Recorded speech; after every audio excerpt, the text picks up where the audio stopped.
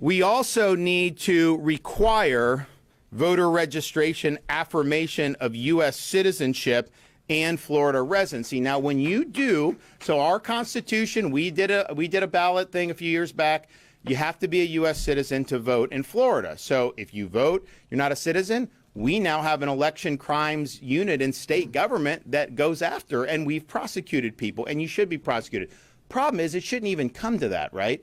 So but when you sign up, you don't necessarily have to say when you check that box that you're a U.S. citizen. So if we change that, then anyone that checks it, if it turns out they're illegal, it doesn't even matter if they vote at that point. They have committed the offense. That is going to have a huge deterrent impact. You know, you go down to some of these areas. Like I remember one of the first people that was prosecuted who was illegal and voted. He admitted it.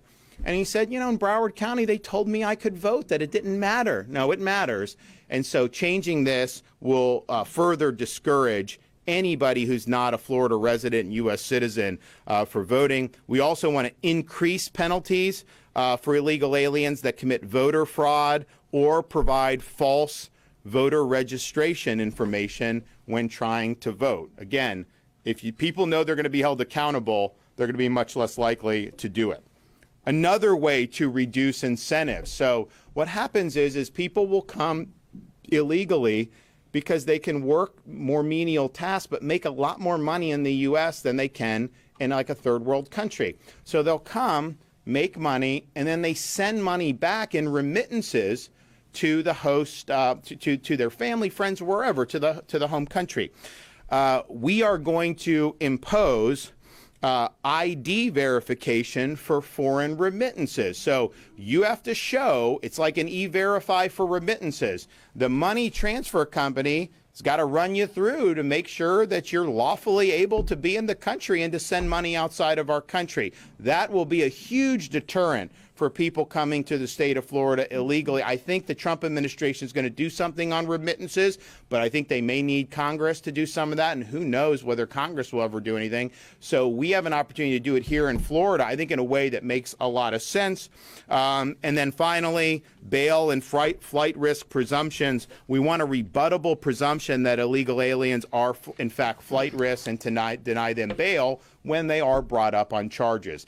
So now is such a golden opportunity.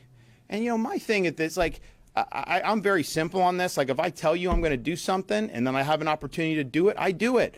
I'm not going to tell you I'm going to do something and then not do it, right? That appalls me to see these guys who run for office tell the voters what they want to hear. Then they get in. It's like they get amnesia. Oh, you know, we campaigned on this, but we really got to do all these other things. No, this has been the central issue. This is arguably the most important issue that led to the results of the 2024 election. The failures of the Biden administration have done huge damage to the country. It's done huge damage to even our state, although we've worked hard to mitigate it.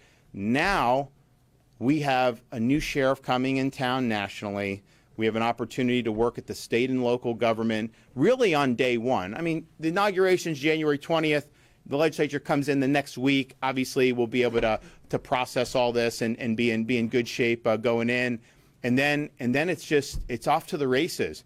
And we'll lead on this. And what will happen is, as Florida leads, working with the feds, other states will follow suit. And we'll create a healthy competition to be able to get these things done. So I'm excited about the opportunity. We don't have time to waste. We've got to make use of every opportunity we have to make a difference for our constituents. And on this issue, I can't find a single Republican who will publicly disagree with any of the things in here. This is what they've all been saying. They say we need to solve the problem. Here's our opportunity to get it done. And I look forward to working with anyone and all who are willing to make it happen. So we're going to hear from some of our guests here.